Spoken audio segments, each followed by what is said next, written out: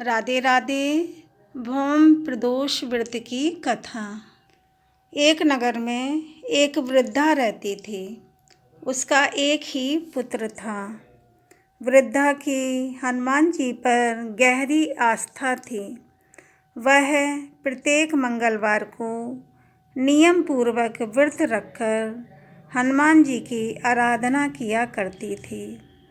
एक बार हनुमान जी ने उसकी श्रद्धा की परीक्षा लेने की सोची। हनुमान जी साधु का वेश धारण करके वृद्धा के घर गए और पुकारने लगे, हे कोई हनुमान भक्त जो हमारी इच्छा पूर्ण करे। पुकार सुनकर वृद्धा बाहर आई और बोली, आज्ञा महाराज। हनुमान वेशधारी साधु बोले, मैं भूखा हूँ, भोजन करूँगा, तू थोड़ी जमीन लीप दे। वृद्धा दुविधा में पड़ गई। अंततः हाथ जोड़कर बोली, महाराज, लीपने और मिट्टी खोदने के अतिरिक्त आप कोई दूसरी आज्ञा दें, मैं अवश्य पूर्ण करूँगी। साधु ने 3 बार प्रतिज्ञा कराने के बाद कहा, तू अपने बेटे को बुला, मैं उसकी पीठ पर आग जलाकर भोजन बनाऊंगा।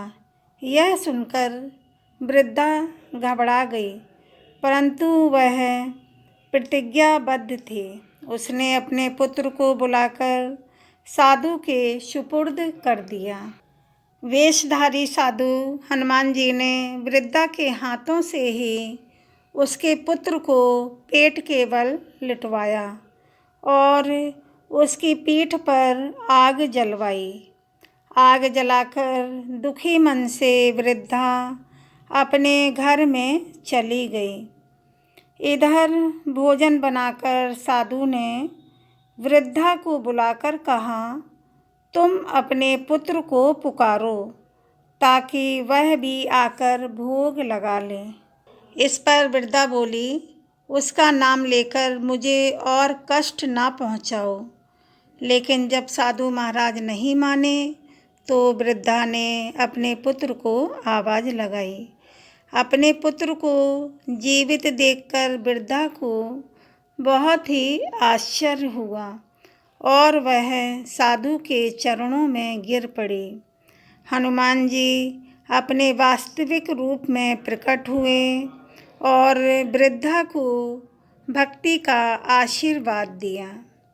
इस तरह भौम प्रदोष व्रत के दिन इस पढ़ने और सुनने का और पढ़ने और सुनने का बहुत ही महत्व धार्मिक ग्रंथों में कहा गया है कि इस कथा को सुनने से, पढ़ने से घर में सुख संपत्ति और समृद्धि आती है। आप लोग प्लीज़ कमेंट में जय हनुमान लिखें और चैनल को सब्सक्राइब ज़रूर करें। बोलो जय श्री हनुमान जी की जय, श्री राम जी की जय।